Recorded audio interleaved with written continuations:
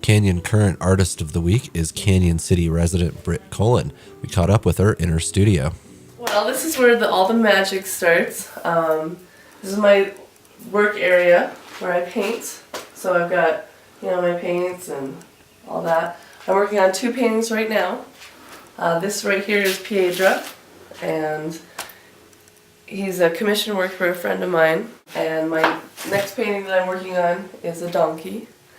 And I made him kind of fun and whimsical, really exaggerated his ears and exaggerated his legs, and put him on a little grassy hill.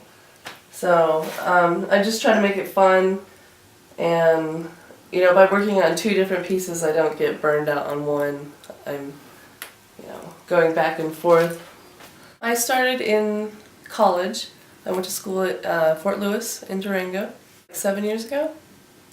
I love a lot of color and pure color. So of course I was inspired by Van Gogh, Cézanne, funky stuff, a lot of the surrealism, like Dali, anything that uses a lot of color and a lot of color application. I use a lot of colors right out of the tube.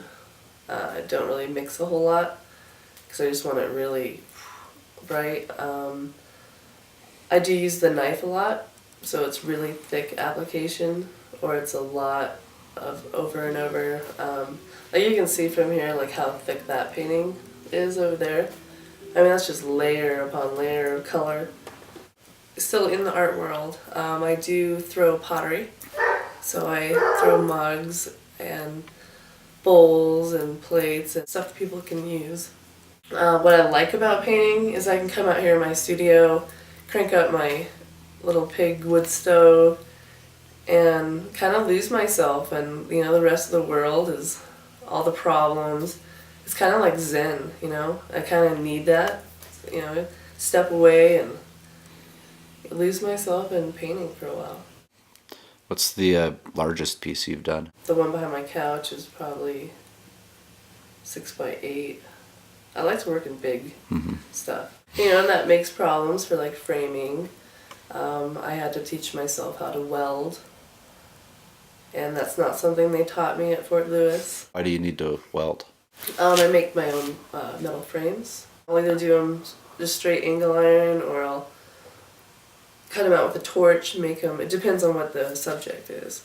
I had to learn how to do that in order to frame my work, because you can't just go buy a frame down at the store for something that's 6 feet tall.